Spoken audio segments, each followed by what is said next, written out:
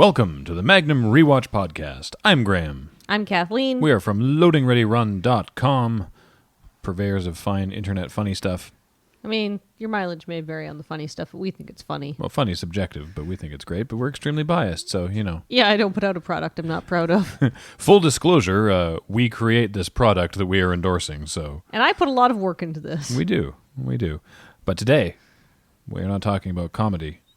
Well, unintentional comedy. There's some unintentional comedy in this episode. We try to be entertaining. Yes. But specifically, we are talking about the world of Magnum PI and the Season 1 finale. Oh my goodness. The final episode of the first season of This is the Magnum thing that PI. was going to make you want to watch Season 2. Episode 18, Beauty Knows No Pain. Woo, we've been doing this podcast for a while if we've already plowed through the first season. Yeah, this will be our 17th episode of the podcast because we did the first episode as two. Yeah, well, if there's a two-parter, yeah. we do it as one episode. We're not going to leave you hanging for a week because, No. I mean, it's a rewatch podcast, not actually the TV show. Yeah, not going to leave you hanging for months, even. Oh, like that Star Trek TNG action. To be continued.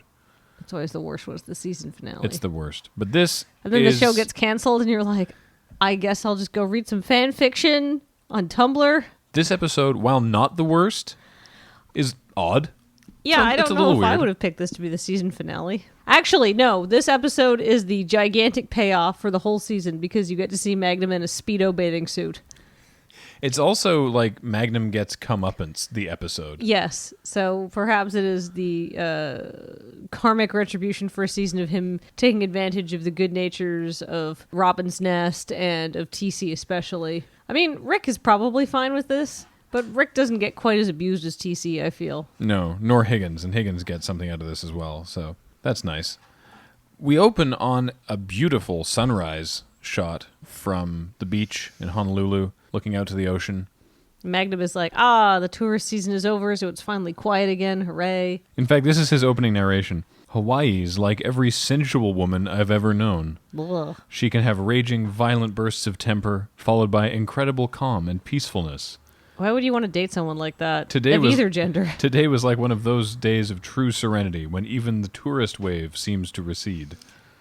There's no amount of sensuality that could make me put up with violent mood swings in a partner. It's a little bit of a women, am I right, description, but Ugh. yeah. Anyway, he's jogging.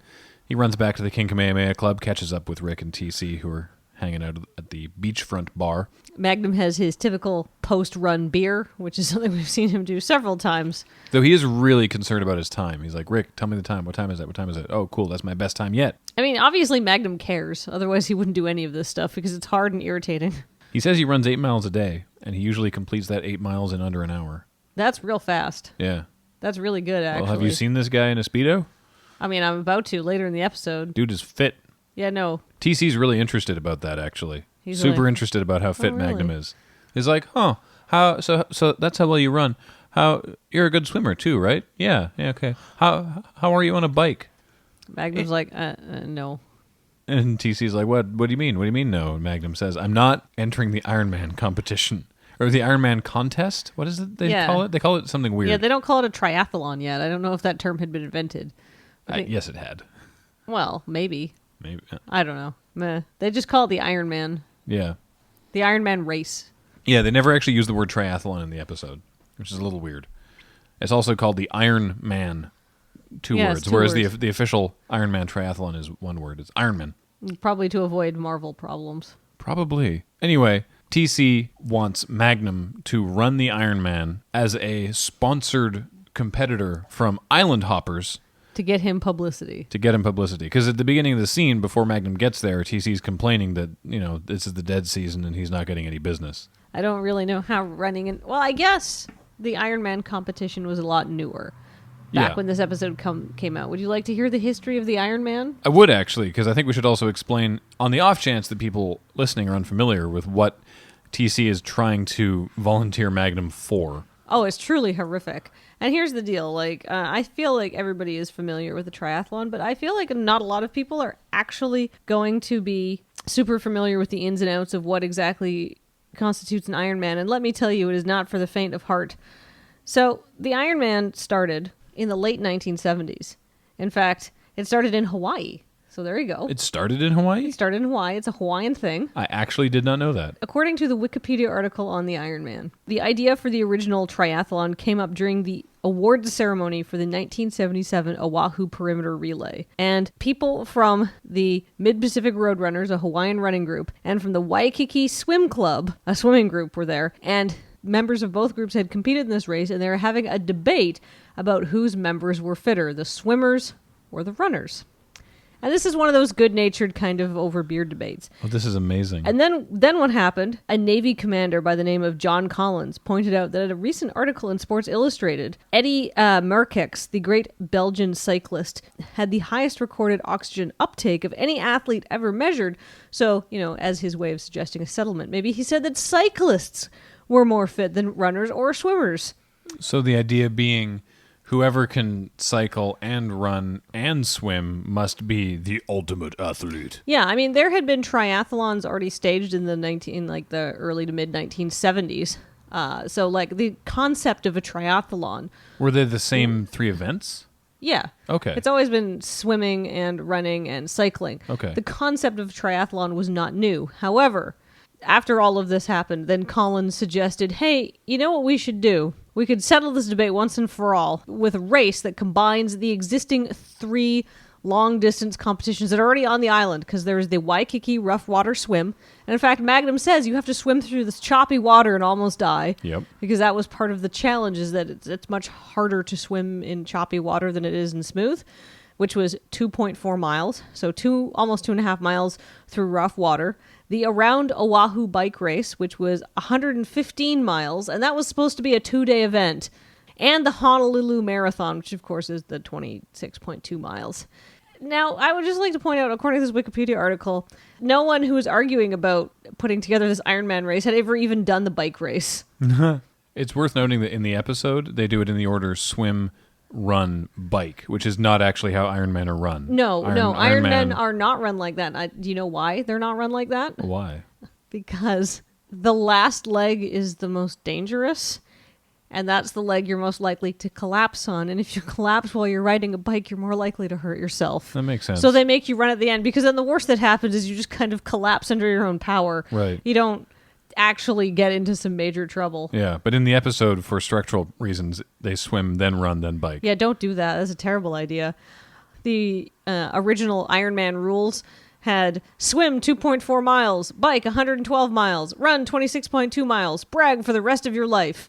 That was the sort of quirky caveat at the end of the instructions, and is now a registered trademark of Ironman. I know people who have gotten tattoos of the Ironman symbol when they've completed one. Because it's a hell of a thing. Our friend Matt's mom has the Ironman symbol tattooed on her leg, doesn't she? That's one of the people I was thinking of. Yeah, I mean, it's no small feat. I couldn't do that. I have no tattoos, and I don't really have any interest in getting one, but if I ran an Ironman, I probably would. Be like, look what I did once. Yeah, Check the me first out. one was in 1978, so if Magnum's running this in 1981, it's fresh. Also, there's like 40 people competing in this one, maybe. I assume they just couldn't get that many extras to be impractical. The Ironman wasn't as popular, though. Yeah. Like, the first Ironman had 15 people competing in it. Oh, okay. Right? Well, fair enough. It wasn't standard for personal fitness achievement that it is today. I guess that makes sense why, because now this is something I noticed as a writer who has to frequently make sure that there's things that we are explaining in dialogue without sounding like we're dropping exposition bombs. Yeah.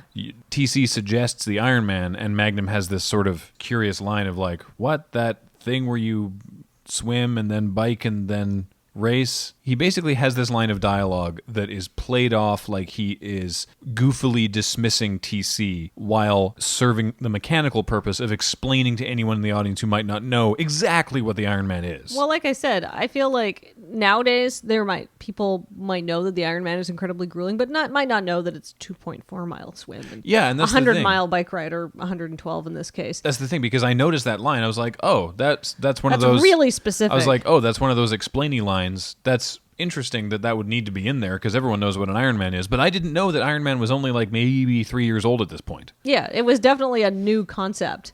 Yeah, so that makes perfect sense. And I still think a lot of people at the time were like, that is nuts. You cannot do that in one day. You will die. But in fact, the Ironman is still taking place in Hawaii and in, of course, a lot of other places too. Now, the Magnum was just able to kind of rock up to the Ironman. Not the case anymore. There are very few ways to actually get into what is now the Ironman World Championship, which is held in Hawaii. You can get picked via the Legacy program. You can try the auction to just kind of get a slot, or you can try the Ironman lottery. Of course, Ironman is now a corporation run out of Florida called the World Triathlon Corporation. And according to federal prosecutors, that last option, trying the Ironman lottery, is incredibly illegal. So here's the deal. You can enter the Ironman lottery. And in fact, in 2015, 14,254 people entered it with an entry fee of $50. You can also join the Ironman Passport Club, which lets athletes double their chances of winning the lottery for another $50. And I'm sure you get other membership benefits, but what this comes down to is that you are in fact paying $100 to get a chance to run the Ironman in Hawaii. And you're like, okay, well, that's a lot of money. How much money did that bring in?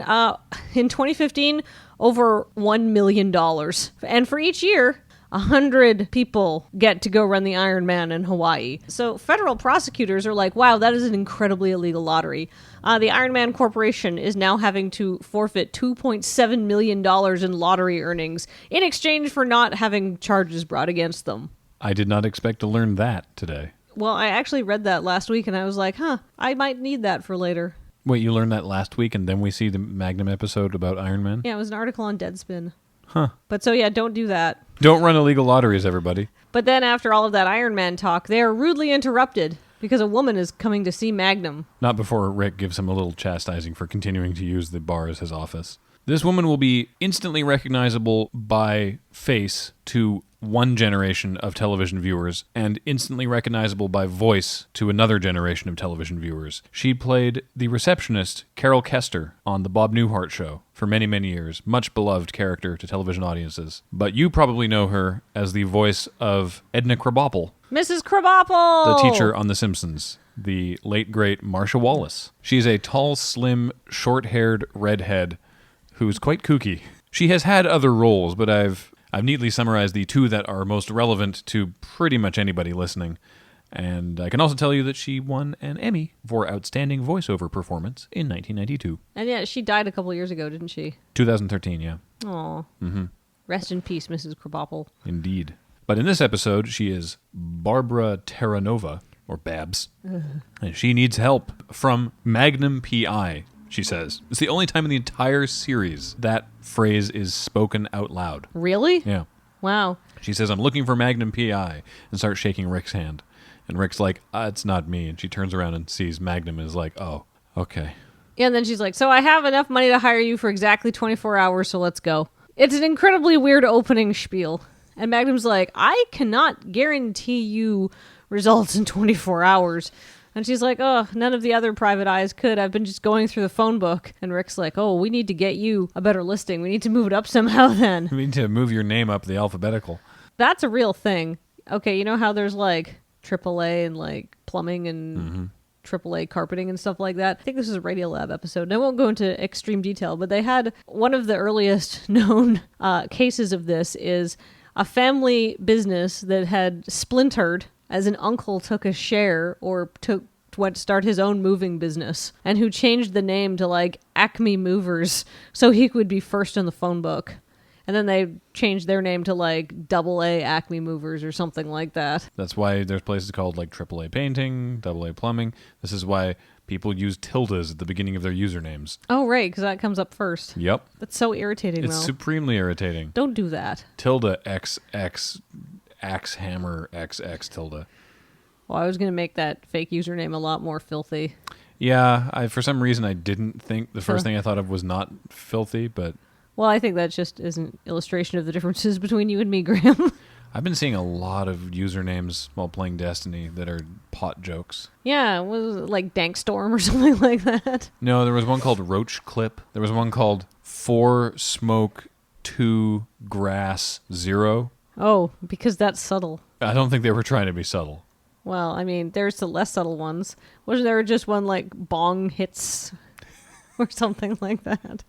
Hits with a Z because it's cool, right? I don't know if you think you're making that up or not, but that's literally a name I saw. No, I know. I'm saying that because you tweeted it. Yeah. Like, compared to bong hits for smoke, grass. No, it was smoke grass broken up by 420. So 4 smoke, 2 grass, 0. I mean, that's practically poetry compared to bong hits. Don't make any of those your usernames, by the way. They probably felt real smart after coming up with that one. They were probably real stoned. Anyway. Wow, this has nothing to do with the episode. She wants Magnum's help, and she's convinced that he is the right person to do it because he had an understanding voice on his answering machine. Magnum's like, okay, sure, I'll take your money for a day. Once again, Magnum is susceptible to a woman in need. It's seriously an ongoing weakness. Absolutely. She's like, here's an unreasonable terms of a case. And he goes, no, that's nuts. I'm sorry. And she says, but I am in need of help and I sold all my things and moved out here on one-way ticket and have to find this man who I love very much. And he's like, okay, I will help you, lady. Yeah, she used to... What is the gym she used to work at? It's not a gym, it's a fitness salon. It's very 1980s. The Firmer Body in 10 Days Exercise Salon. Oh, right, in Bayonne, New Jersey. That immediately made me think of the Crystal Light National Aerobic Championship, because there's that extended thing of the announcer introducing all the athletes and the clubs they represent, and the names are amazing. It's also very 1980s. My favorite, by the way, is The Firm in Washington, D.C. I mean, that's actually a good joke name for a fitness place now, honestly. It's great. But yeah, so she is an instructor at the Firmer Body in 10 Days Fitness Salon. Formerly. Well, yeah, from New Jersey, but she quit everything to come out here and find her fiancé who's just gone missing. And so Magnum's like, fine, let's go. And so they start at pool halls for some reason. He plays pool a lot, and she assumes that someone at a pool hall would know him. I mean, that's not a bad assumption. But she also is like, oh, I can't show you a picture of him. Because he doesn't like having his picture taken. Because he's got 2, and she tells this elaborate story about how he's got 2 gold teeth. And like, not like, you know, back in the side where you typically have a tooth replaced, but like front. Prominent. Like 2, like, you know, where you'd have buck teeth? Yeah. Not buck, just gold. Gold teeth.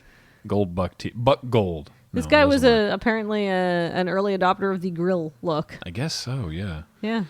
But she does not have time to wait to go back to Robin's Nest and get the Ferrari. I don't know why Magnum doesn't have the Ferrari with him. Because he ran there. Because Magnum is on the clock as far as she's concerned. So, Yeah. no, they don't have time to go and do that, even though it would be more efficient than her option, which is take the bus. So they take the bus, and Magnum's like, oh, and this lady's a kook. This lady's a massive kook. She bought extra sandwiches on the airplane yesterday, and isn't it good that she saved them and gives a sandwich They were to probably Magnum? free because this was air travel in 1980s. Well, she said she bought it.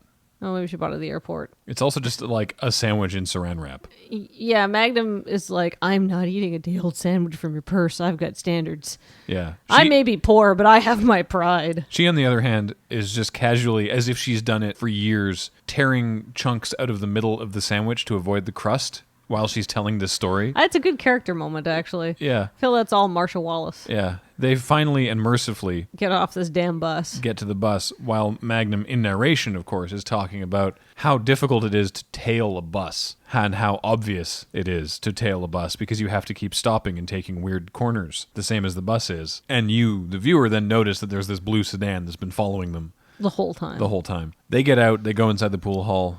The blue sedan pulls ahead, and you see these 2 guys walk towards the pool hall and basically wait at a telephone booth outside and just sort of wait for them. Yeah, Magnum distracts her long enough to ditch the sandwich in a garbage can before they go into the pool hall. Once inside, Babs starts looking around for anyone who might know Roger. By the way, his name is Roger. Did we mention that? No, not yet. His name is Roger.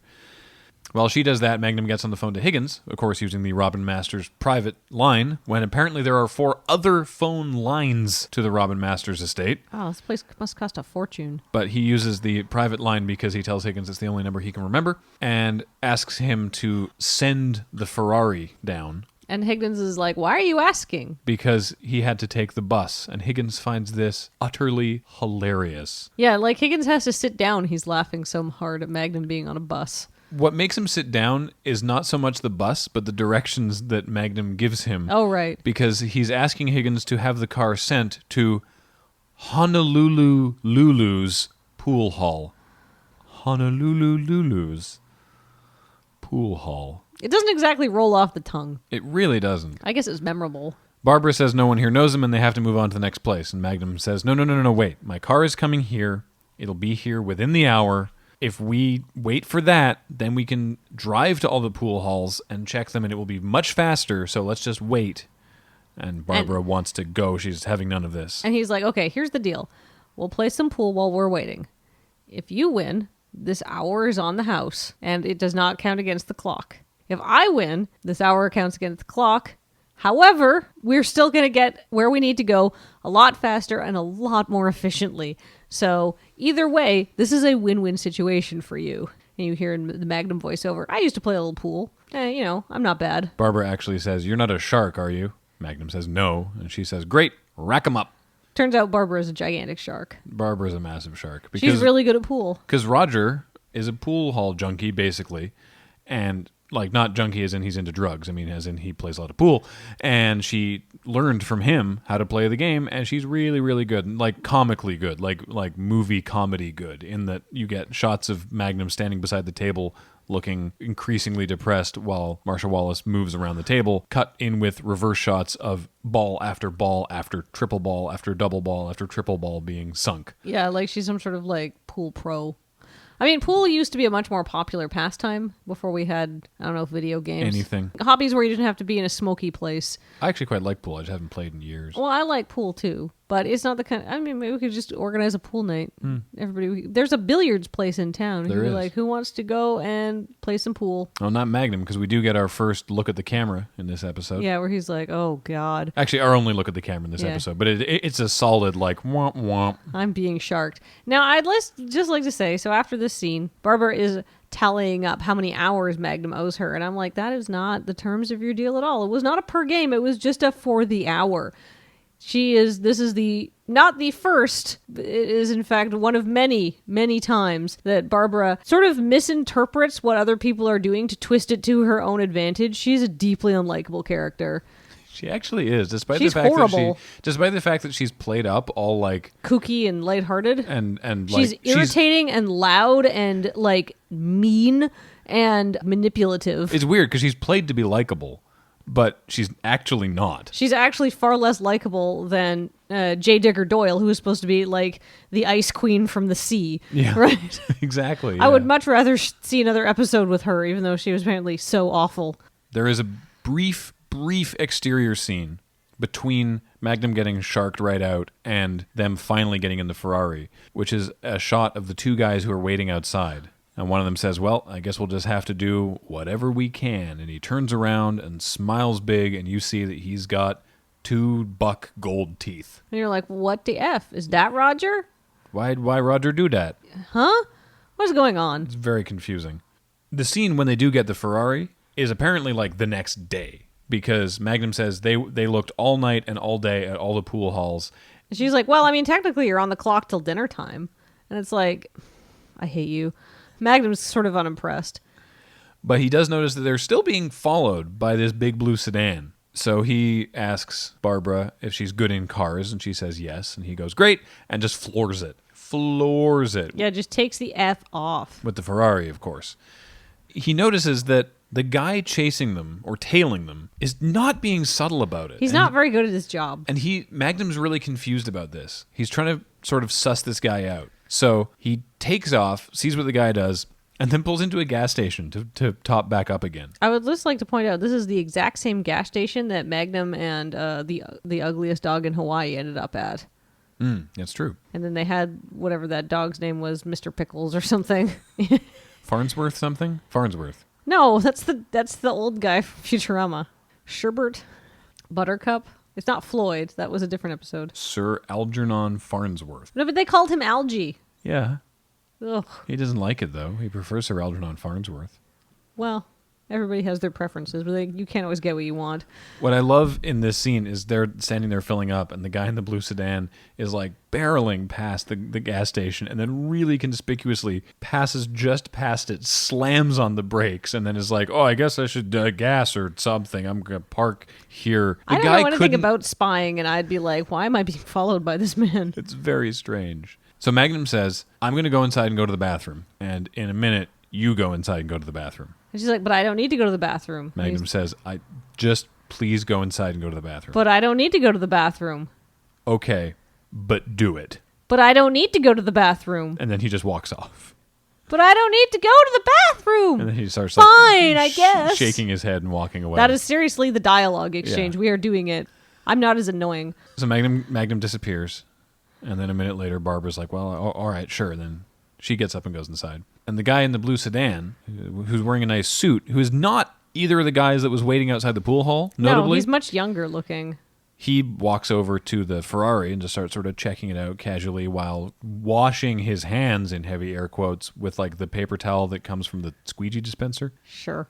Unsurprisingly, we then see Magnum sneak out from the other side of the gas station building behind the blue sedan so he can case it and stuff. But we don't really see what else he does because we go back to the other side. Barbara comes back out of the bathroom. The guy goes, whoop, I'm back at card times now, and wanders back to his sedan. Barbara gets in the car. Magnum comes back around the building. Magnum gets in the car, starts to pull away, then turns around, waves like, come here, at the guy in the sedan and takes off. And the guy in the sedan goes, oh no, and starts the car up, floors it, and nothing happens because Magnum has jacked up his entire back axle. He's used 2 jacks to raise the back axle of the sedan so it can't move. Womp womp. This character's name, by the way, Buddy Moran. I don't think they ever give him a name. Mentioned. I don't think it's mentioned in the episode. Don't know why it's in the end credits, but there it is, Buddy Moran. Because they needed to write something other than dude. I guess. Played by Darby Hinton, a child actor from the 60s, who was in the NBC TV show Daniel Boone from 1964 to 1970 as Israel Boone, Daniel Boone's kid. Neat. That's his biggest role. And then it was some bit parts and then retiring from acting? Yeah, pretty much. Eh. He's the only other actor with any sort of notable big TV history in this episode. I mean, Marsha Wallace is like a big deal, top tier, and everyone else is just sort of there. Maybe this is why this is the season finale episode, because Marsha Wallace would be a well-known quantity at this point. Yeah, from Newhart, of course, not Newhart, the Bob Newhart Show, which is a different show than Newhart, which was Bob Newhart's other show, but not yet from The Simpsons. Right. But people would recognize her and be like, oh, she's that funny lady that I like. Oh, it's Carol Kester. Right. Having evaded man in suit in blue sedan, they arrive home safely at Robin's Nest and go inside to the guest house to find TC happily constructing a sandwich out of Magnum's food. Yeah, it's brown bread, mayo, lettuce, tomato, bologna, brown bread. Yeah, 2 bologna. I think there's like 5 pieces of bologna. Oh. He goes, without wanting to put too fine a point on it, he goes ham with that bologna. Well, it's not his bologna, it's Magnum's bologna. He kind of feels like Magnum owes him some bologna. They both note with curiosity that Zeus and Apollo did not give Magnum or TC a hard time today, which is funny because TC knows exactly why Zeus and Apollo did not give him a hard time, but that won't come up until later. They come inside, and Magnum is trying to work on this case with Barbara, but TC is still obsessed with forcing Magnum to run the triathlon as a sponsored runner for Island Hoppers. Right. And he's really keen about it. He's like poking Magnum's abs. You know, he's talking about how he's like, well, of course, I'm all stylish and awesome looking. And super ripped. And he flexes and it's just like, dear God, it's like you shoved a Kaiser roll into your body. Yeah, like his biceps are huge. Nothing to sniff at. TC is like, yeah, but all this muscle, this is not triathlon body, even though it's an amazing body. Did I mention that I also have a good body? But you, Magnum, you have the triathlon body. And Magnum's like, no, I'm not doing this. I don't want to die. This sounds awful. And Barbara pipes up with, yeah, no, that's true, actually, because, of course, I've seen him running, and I would say that he's sort of, medium in terms of stamina. He's fine, I guess. Magnum's like, hey, I'm technically doing you a favor. This is just like cementing her into the unlikable column for me. She's like, unless you had a good trainer, you wouldn't be able to get him ready for the triathlon in time. TC asks, well, what kind of trainer, what would he look like? And Magnum says, you want to be asking what she would look like, I assume. And Barbara's like, yes, I worked at Firmer Body and 10 Days Fitness back in New Jersey, and I will be the trainersman. And I don't think that qualifies you at all to help somebody train for an Ironman. You're supposed to train for months for that. And the thing is, like, TC is showing off if all not these years. I don't understand how this happens because TC is like, you need to run this triathlon for my publicity. You owe this to me because I have this pocket full of IOUs, and shows off all these little like notepad bits of paper. Like, you owe me for this, you owe me for this, you owe me for this. TC wants free advertising. Yeah. And Barbara says, oh, that's great, and I'll train him and he'll run it. And they both go, awesome, Well, no. it's decided. Well, no, because she says, if I train him to run it, then he'll work on the case for free while I'm training him to do the Ironman. And then, and I'll take that in lieu of payment for training him. But, you know, then I get private investigatory skills, and then you get him running the Ironman for you. And Magnum's like, no. And they're like, great, that sounds like a deal. And Magnum's like, I'm not doing that. Yeah, Magnum is very clear. It's weird. TC and Barbara seem to feel like they have come to an agreement that is happening and is signed, some sort of contract. They're like, great, this is the thing that we are doing. And Magnum says, what?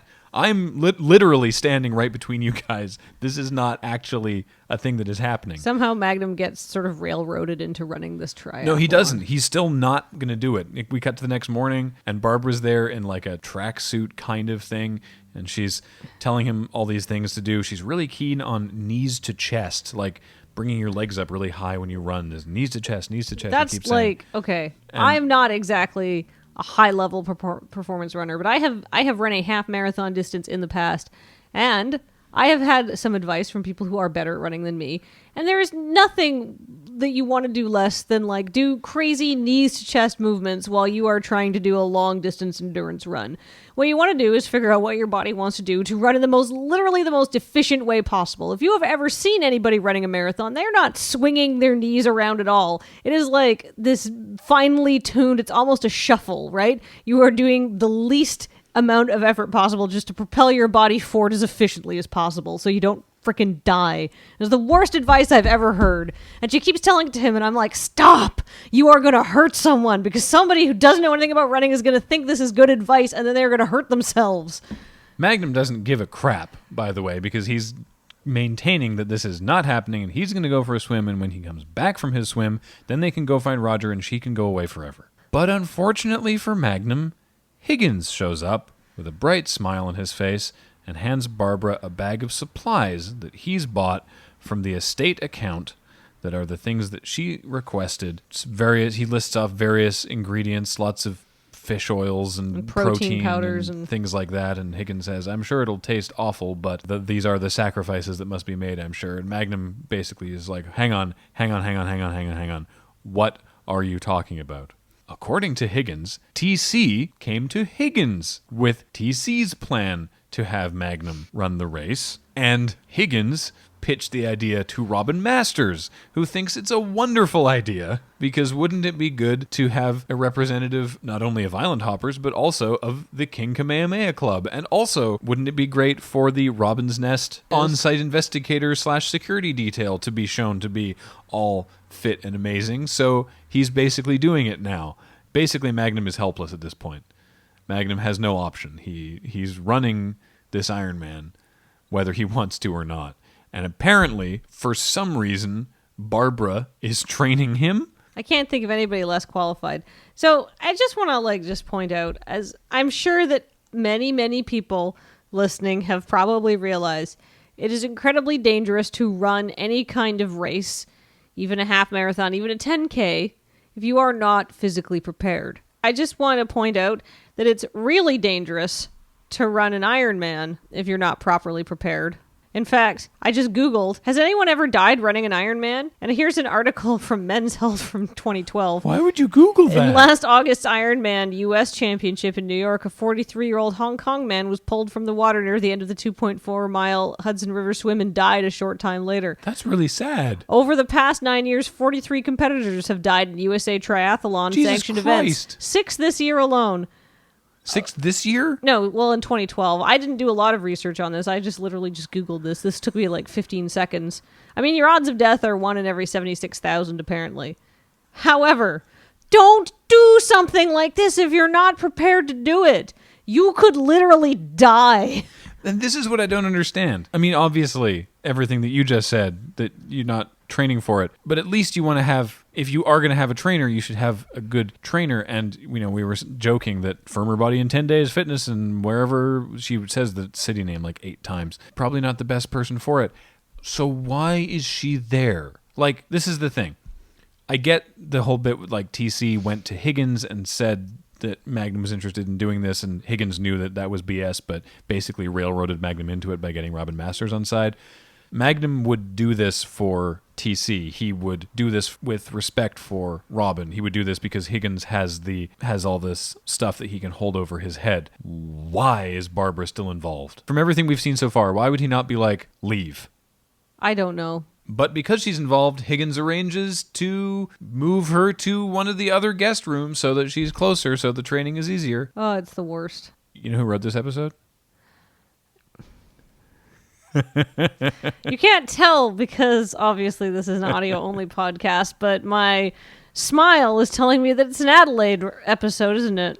I was waiting until partway through the podcast to drop that one on you. Oh, this episode has some serious logical problems, just like Adelaide did. Yeah, it's the same guy. It's the same writer. This guy's not very good at writing television episodes. Well, he doesn't do a lot else for the show, so... Oh, I was wrong. I'm sorry. There are a further 9 episodes over the course of the series. That's right. Yeah, because he's only done 3 this season, hasn't he? Yeah. Adelaide the Black Orchid, and this one, Beauty Knows No Pain. Yeah, the Black Orchid was weird and stupid in parts too. Yeah. This guy's shortcut to writing an episode with a ridiculous setup is, I will just make these characters act dumb. I will just make them not do what is in their best interest. I will just make them not do what is logical. It's one of my biggest writing complaints. I hate that. You know what? Every one of these episodes that he's written has a huge gimmick that it hinges on. It's not just, let's find a guy. It's like, let's find a guy and also get horses involved somehow. Let's find a guy and also have LARPing, even though we didn't have that word then. Let's find a guy and also have Magnum have to run a freaking Ironman. Like, there's always some huge gimmick that has to be shoehorned into the plot somehow. So they're training. Mm-hmm. Barbara's riding along beside him on a bicycle. Oh, which is not the bicycle that Magnum will be riding in the triathlon. That's one of the other things that sort of forces him into doing it, is that Higgins tells him that Robin Masters is so enthralled with the idea that he's arranged to overnight air freight an incredibly expensive, like $2,700 or something, Italian racing bike for Magnum to use in the race. Which weighs a mere 7 pounds. Which is honestly, compared to today's racing bikes, and even my dad is a bicycle enthusiast, compared to some bikes that my dad has owned, is heavy by today's standards, because of course everything is carbon fiber today. Back in the 80s, they just had carbon. Solid. It was every bicycle was just chiseled out of a solid chunk of carbon. Or aluminum. It's probably aluminum. It's probably aluminum. But yeah, 7 pounds, not super impressive today. The lead-framed carbo bike. But I mean, I'm not saying it's like not a light, really nice bike. No, 7 pounds is not a lot for a bicycle. No, it's still not a lot. But nowadays, God, you could like, if you pick up like a super high-end, like I'm talking like a several $1,000 racing bike, you could easily, like 7 pounds, you're like, oh, okay, I can lift this with one hand, but it's a little bit weighty. Nowadays, you're like, this weighs practically nothing. Yeah. Like, it all requires almost no effort to move it. It's terrifyingly light. So Magnum's running. Barbara's on the bicycle. She's telling him to now sprint the next, basically from wherever they are back to Robin's Nest, which is a not insignificant distance. That is not how you train to run, by the way. Like, I don't even run very much. But when you're supposed to be training to run, you're supposed to sprint in intervals. You're supposed to sprint for like 30 seconds to a minute to 2 minutes, whatever you're... Don't talk to me. If you want to learn to run, you can go to clinics and go to trainers and talk to people who run more and who are better at it. What you're supposed to do is you're supposed to sprint for a little bit and then you back off the pace, or you even walk for a little bit if you're just learning how to run. And so you don't freaking kill yourself. This is all the worst advice possible. I'm just banging the table and it'll probably come through in the podcast and I apologize, but don't listen to this. Or listen to me. Don't listen to her. You're very upset about this. It's really irresponsible. You can hurt yourself really badly running if you don't do it right. Luckily, so we can blame Robert Hamilton, writer of Beauty Knows No Pain. If Robert Hamilton is still alive, I'd like to interview him someday about his writing techniques. I'm not saying that I would not be respectful, but I was saying I would ask him hard questions about why he makes the choices he does. So Magnum sprints ahead, as instructed, past the 2 guys who were waiting outside the pool hall, who then step in front of Barbara to stop the bicycle, and they try to pick her up and put her in their car. And she screams for Magnum, who runs back, and there's a big fist fight, during which he notices that one of the guys has 2 gold front teeth. Wait, really? Oh, is this what's his face? And then at the end of the scene, the camera pans over, and the guy in the suit and the blue sedan is watching. There's 3 different parties at play here now. What is happening? This is not remotely connected to anything that was going on. I was just like, I wonder how light racing bikes are now. Because like I said, you could easily lift them with one hand. I just looked up one that's about $15,000, 690 grams. That's really light. Oh, yeah. Like, you could lift that with one finger. What is that in ounces for our American listeners? The only people in the world who haven't used the metric system. I don't know. Let me do the conversion. No, you know what? Catch up. Do it yourself. You work out how many ounces that is on your own. Compared to other bikes that weigh almost 900 grams. Oh. I mean, 690 grams is... Okay, so a kilogram is 1,000 grams. So this is 2/3 of a kilogram. So I guess it's just like... It's 2.2 pounds to a kilogram. I guess it's like a pound and a half. No, the onus is on them now. Oh, yeah. They fight them off. No, that scene's over, and now we're back at Robin's Nest. Higgins is trying to use quack chiropractic on Magnum to help him with a shoulder injury that he sustained in the fight. Yeah. And he's like, okay, Barbara, what's up with Roger and the teeth? Because you're not telling me the whole truth, because that guy had 2 gold teeth. And she's like, oh, I was just going to mention that to you. He's like, oh, really? Really. He very easily surmises that she knew that these guys were after her or Roger or something, and she mentioned the gold teeth because she wanted Magnum to find this guy so they could find Roger that way. Instead of just telling him the truth, which seems a lot easier, honestly. Magnum's like, well, then what the heck? How am I supposed to look for Roger? And she's like... Well, I've got a picture of him. And he's like, you told me there were no pictures of him. You literally had a picture of him the whole time and you didn't tell. How was I supposed to find him? Magnum's very upset. Finally. Reasonably. And like... Finally, I think. Yeah. He's been sort of railroaded this whole episode. I don't understand why she would do this. Okay, I understand that she's supposed to be kooky, but that is like, that defies logic. When she shows the picture to Magnum, Higgins comments, what an upstanding looking gentleman. Because he's a guy with his hair sort of parted to the side and a big mustache. He actually looks a lot like Higgins. Oh, here's another thing. Magnum's hurt his shoulder. If he's actually got a pre-existing injury, he should also not be running this triathlon. Okay, Captain Safety. I'm just saying, embarking on really stressful, prolonged exercise while you've got an injury is a good way to give yourself, instead of a temporary injury, a permanent one. How about literal fist fights? How are those before triathlons? I mean, also bad. Don't do that. I'm pretty sure he kicked a man in the face. I mean, that's probably okay. It's not his face, it's getting kicked. Okay.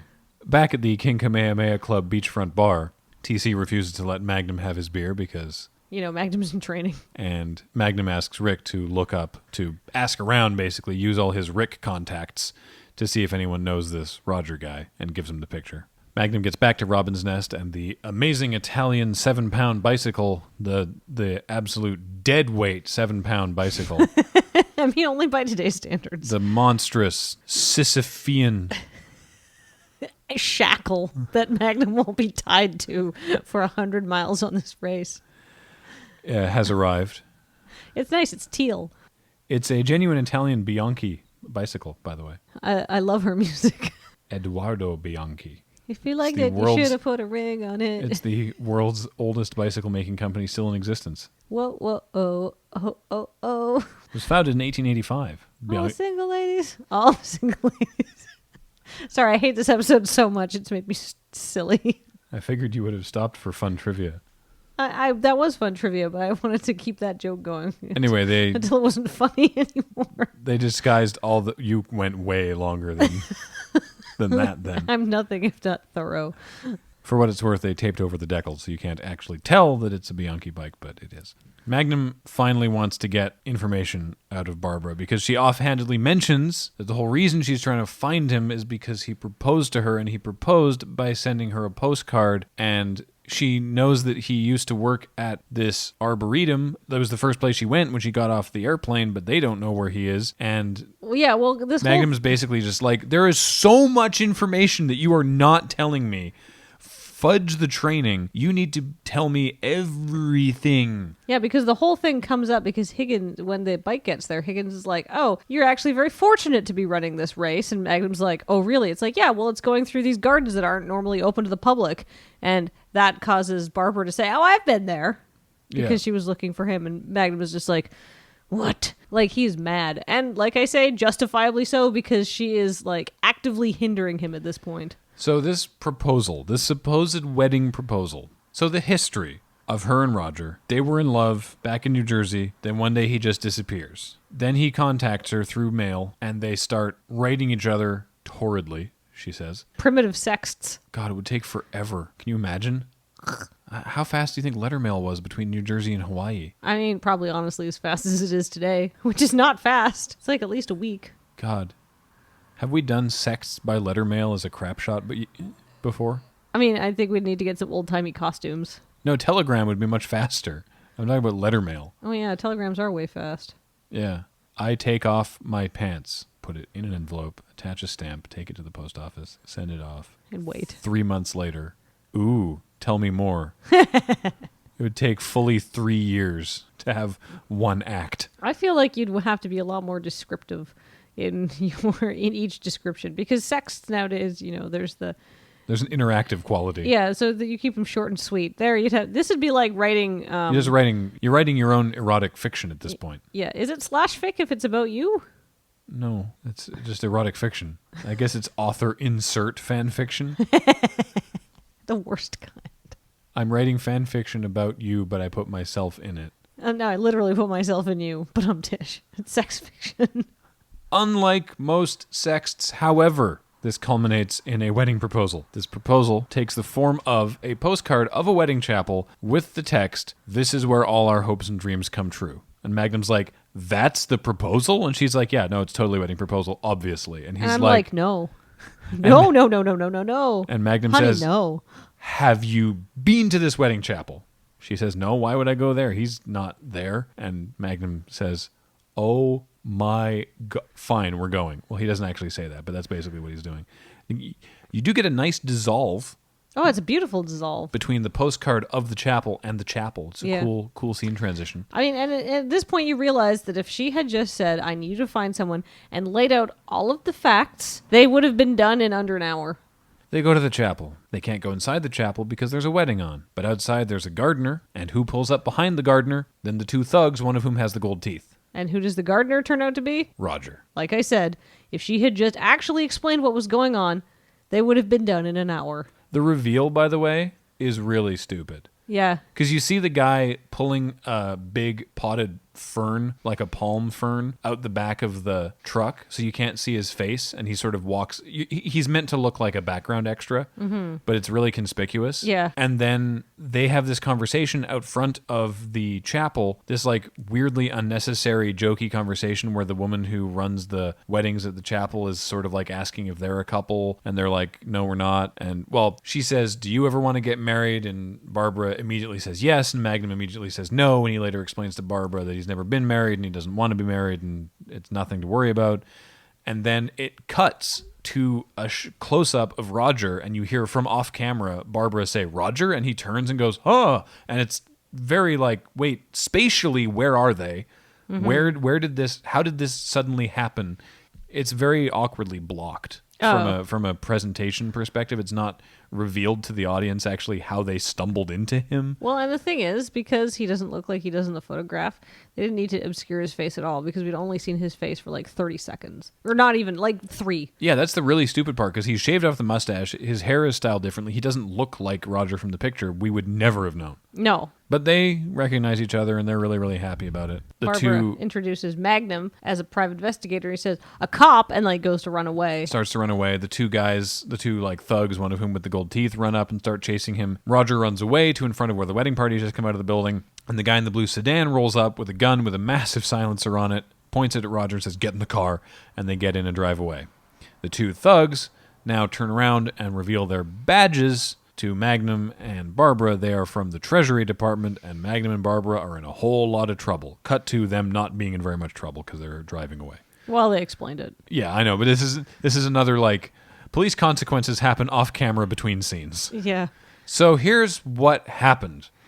Roger was a gardener, as he is now, for a mafia boss. I mean, New Jersey just stuffed with them. I think that's their main export. And the mafia boss had done a bank job or something. Apologies to our New Jersey listeners. And had buried $2 million cash in the garden until the statute of limitations blew off. Roger, because he's as much of an idiot as Barbara, found the $2 million while gardening and went, cool, skipping town with this, and took off. That's not a good plan. So the two thugs were actually guys undercover from the Treasury Department, and the dude in the suit is a mafia hitman. Who's been hired to find Roger and find where he hid his money. Yeah. So now this guy has Roger, no one knows where, and Barbara's all worried and upset, and Magnum's like, well, we got to work on this case. And she's like, no, you should run the triathlon. He's like, don't you think finding Roger is more important than running this triathlon? And she's like, no, I just know if you do it, everything will be fine. And I'm like, this is not...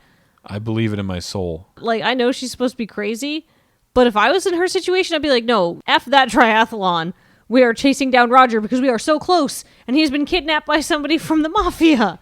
Why would you then go run a triathlon? Well, because then we get to see Tom Selleck in a Speedo. I mean, that's not nothing. And Barbara's still being his coach, and TC is there, who, no pressure, tells Magnum he bet everything on Magnum to win it. And Rick is there, and Higgins is there in a pastel blue blazer. I think Higgins is there for the lulls, although I don't think he'd use that phrase.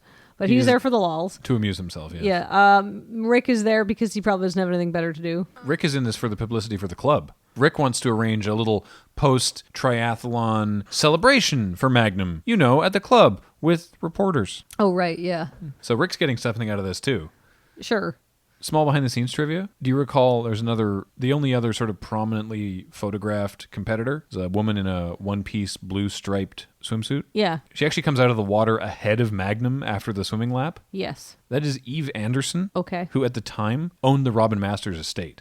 Oh, so that's a cameo for her. Yeah, she was the owner of the location where they would film this. So. I mean, that's pretty cool. Yeah, just thought that was neat. So yeah, by the way, Magnum does not win the swimming portion. Although they say swimming's your best portion, so don't overdo it, I guess. Like, because even if you do like a mediocre job, you'll still probably be better than people who aren't as good at swimming, and you won't be exhausted by the time you come out of the water. Yeah. That's actually not bad advice. And notably, Eve Anderson did actually compete in Ironmans in Oahu and was an excellent swimmer. Oh, wow. Yeah. Huh. So it's not just that she was a cameo because she was there because she owns the location for the Robin Masters estate, but because she was like, I've done one of these. She also was, a competitive athlete and very good at the swimming portion, so it's kind of funny that she beats Magnum. Huh. Well, I mean, she does have that tidal pool in like real life to swim around in. Yeah, exactly. Though not the beach. Oh, right. I didn't actually say this on the podcast. Sorry. I was recently informed by someone in the Loading Ready Run chat room, actually, that in Hawaii, you can't own beach. All the beaches are public. So that scene in the episode with the IRA, where Higgins is on the megaphone screaming at the guy in the boat, there's a private section of coastline or whatever. Yeah, piss off. That's not actually allowed. There's no such thing as a private beach. You have to allow public access. Which apparently has led to some people sort of trying to creatively use vegetation to prevent people from coming on, quote, their section of beach and then having complaints lodged against them because that's actually totally illegal because the beaches are meant to be for everyone. So I just thought that was kind of funny. Anyway, Magnum uses the triathlon as an excuse to basically push his body on autopilot while his brain thinks about the case. And he's desperately trying to suss everything out. Now, we only saw this episode mere hours ago, and I can't even remember. Did Barbara know about the money? No, she didn't, did she? But she might have and not told Magnum. That's why I'm doubting myself, but if I recall correctly, she actually didn't know about it. I guess it doesn't really matter. So what follows the swimming portion is a sort of comedy scene of everyone prepping him for the running scene where Rick is applying foot powder, socks, and shoes. TC is toweling him off. Higgins and TC holding up a towel are helping him change from his Speedo into his trunks. And Barbara makes him drink 4 ounces of glucose. Yeah, I mean, I guess you'd want to replenish your glucose stores. That's one way of doing it, I guess. I guess they didn't have like power bar gel cubes or something back then. If you're just going out for a 5 or 10 kilometer run, you do not need to worry about anything like this. You just have some water. You don't even need Gatorade. You're probably eating enough salt in your day. But if you're doing like a high level sort of endurance thing like this, you need to be constantly fueling your body. They make running gels for this. So, marathon kind of levels of like, I actually am burning more calories than I can possibly take in, and I will need fuel halfway through. So it makes sense that she's trying to get him some food. I've heard about ultramarathoners who like have a pizza delivered and eat it while they're running. That sounds amazing. And it's just like I'd like to see that. a large extra cheese pizza. Because at that point, it's just you just need calories in your body, and you don't even care, right? I don't even care about this race at this point. No, Magnum doesn't either. Although apparently he's doing pretty well. He's trying. He's going really well. Yeah, he's like, I thought I was going to die. He does more running. He does more thinking. He's really trying to figure everything out. Where did Roger hide this stuff? How can we find it now? Because the whole trick is the statute of limitations on this original theft is going to wear off in 2 weeks. And the mafia boss has to get the money back before Roger turns it in to the feds for a reward. Because Roger has decided to come clean with it. Well, we don't know that yet, but that's what Magnum figures. Yeah. Then he's on a bike. We don't actually get a humorous, comical, lengthy transition sequence. He's just on a bike now. Yeah.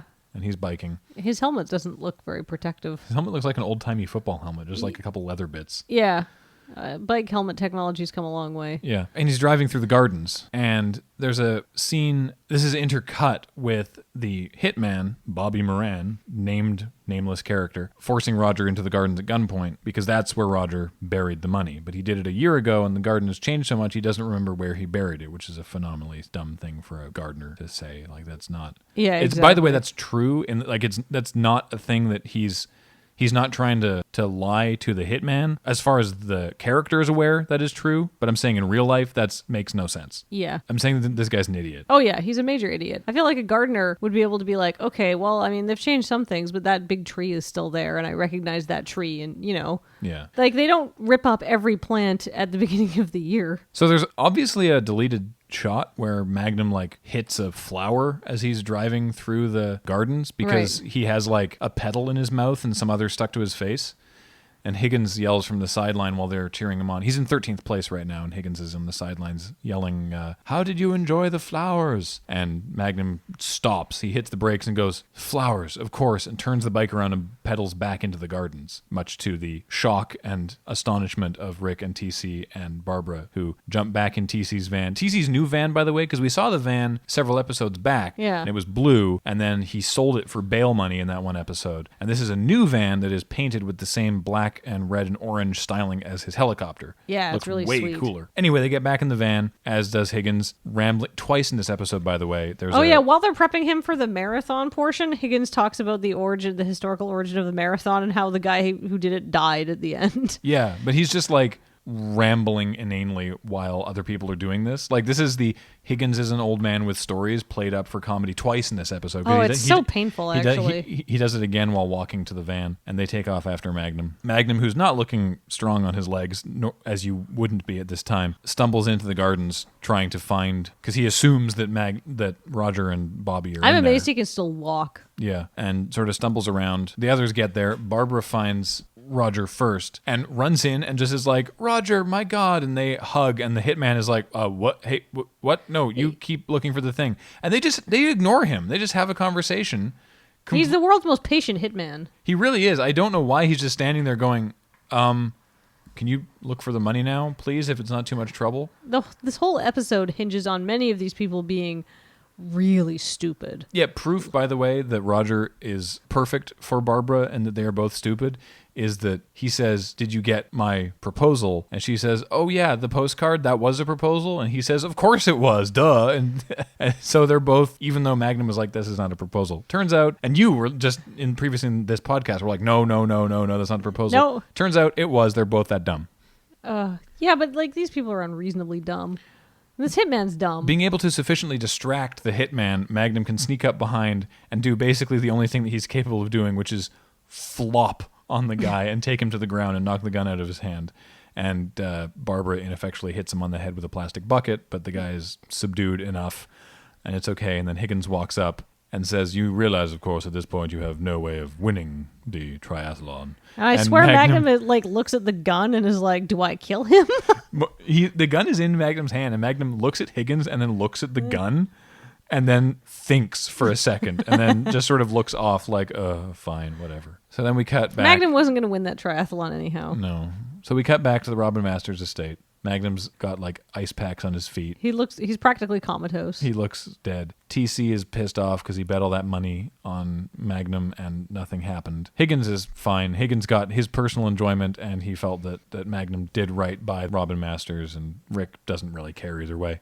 And then we see on TV highlights from the triathlon with one cyclist getting confused and going the wrong way and in the gardens portion, and we don't know who that cyclist was, but he was sponsored by Island Hoppers. So wherever you are, crazy Island Hoppers cyclist, we like your style. And TC's like, yeah! I actually thought that it was going to finish with like the human interest story, as the triathlon also turned into this crazy police thing because one of the triathletes busted up a mafia hitman trying to extort someone and the police had to be called. That's a way better human interest story. Yep. Why wasn't that in the end of the episode? That makes sense. There was media covering it anyhow, and then all of these cop cars would show up.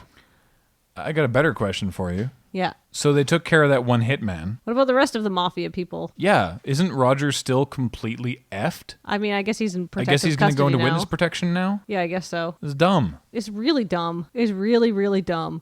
And Barbara does not get more likable. No. As the episode Which is goes a shame on. because Marsha Wallace is actually great. Oh, she's great, but she doesn't have a lot to work with. No. She's got a stupid character that withholds information for no good reason. Yeah. And is manipulative for really no good reason, honestly. I do like, as a season closer, that Magnum gets comeuppance related to TC and Rick and Higgins in roughly the same sort of weight that he takes advantage of TC and Rick and Higgins over the course of the season. And that's about all I like about this episode.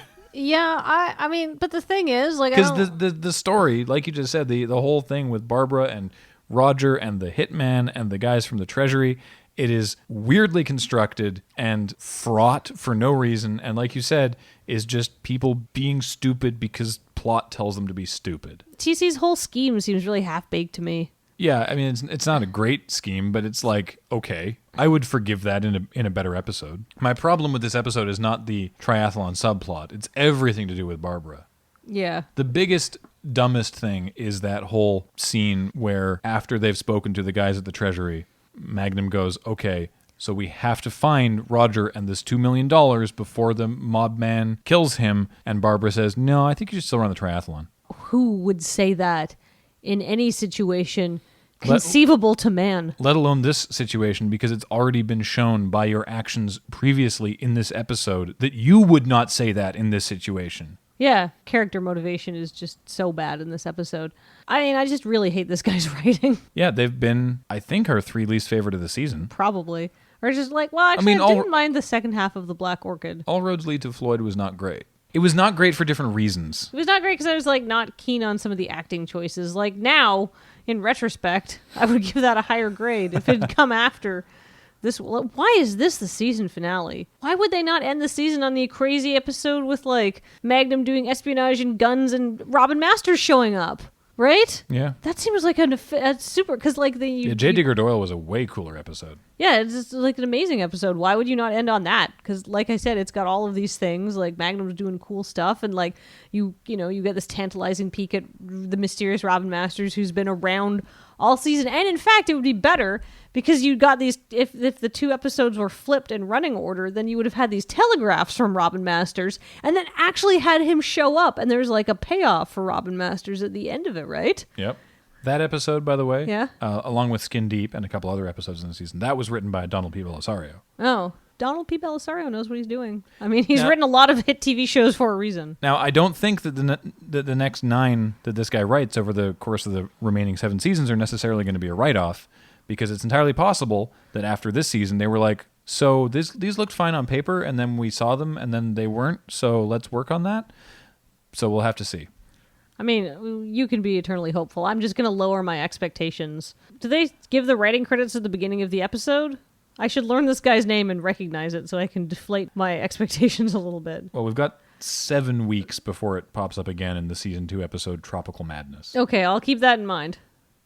Although there is a 2-parter between here and there, so I guess it'll be 6 episodes. Oh, well, there you go. But our next episode, because, of course, in the 1980s, they had to wait until October to see more new Magnum. But you will only have to wait until next week because we are not taking season breaks. No, because this podcast really would take 8 years to complete. No, so the next episode of this podcast is going to be episode 19 of the series, the first episode of season 2, and it is an episode entitled Billy Joe Bob. Previously named episodes have been a mixed bag, so I reserve my judgment. Adelaide, J. Digger Doyle, hey. Billy Joe Bob, who knows? But we'll find out next week. We're now on to a different DVD package, so I'm going to put that one back on the shelf now. Exciting. Yeah. All right, wait, what am I going to rate this episode? For those keeping score, we have one fourth wall breaking look to camera. Okay. And no, that's racists. But we do have several points on the new unsafe running information tracker that Kathleen has decided is now relevant. It gets at least 3 unsafe running tips. So throw that on the wiki. Let me see. Okay. On the scale of seeing Tom Selleck in a Speedo bathing suit, I give this episode a perfect 10 out of 10. I don't think we're ever going to get better than that. On the scale of actually being an enjoyable episode of a television show, on the scale of having Marsha Wallace in it, I give that a 10 out of 10. But on the scale of the actual character she was playing, I'm going to give that like a 2. I really hated this episode. It was so dumb. So what... Did I hate it more than Adelaide? What does that all average to? I gave Adelaide a 4, right? I can't remember. I love that you were rating on a scale of 1 to 10 binary things. Did the episode have Magnum in a Speedo? 10 out of 10. Was Marsha Wallace in the episode? 10 out of 10. Don't break down the magic of my rating system too much, Graham. Something has to be left to the imagination. It's okay. I did fractions in high school. I know that a 10 out of 10 is also just a 1 out of 1, so it's fine. Yeah, it's fine. Yeah, I will give this episode a 4.5 because it wasn't as cringy as Adelaide. So that gives it a quarter point above Adelaide. And it had Magnum in a bathing suit, so that gives it another quarter point. Bringing it up to a 4.5. I felt similar to Adelaide in that I just felt befuddled. I just felt... Yeah, everything is so overcomplicated. It just felt weird watching it. Like, not in like a, well, that doesn't make any sense sort of way. Just this constant low level, like... What the heck is going on? Why is this weird? Why is this happening? Why can't I put my finger on what's so weird about this? But yeah, there's no plot thickening here. It's just getting more and more confusing, right? Well, you can use anything as a thickener, but only certain things are going to give it more flavor. Well, I mean, flour and cornstarch will thicken something plenty. Exactly. That's the joke I was making. Cooking tips with Graham. Hey, folks, that's it for this week. Our ability to do this podcast is brought to you by your kind support on our Patreon, patreon.com/LoadingReadyRun. It not only supports this podcast, but everything else that we do and all the wonderful people who make it. I'm excluding myself from that because that would be a dumb thing to say, but everyone else is wonderful, and this helps us out to continue to do what we do because we love to do it. We love to entertain you. So thank you so much, and thank you for listening. And until next time, Zeus, Apollo, let TC through. He and I got a thing going on this week.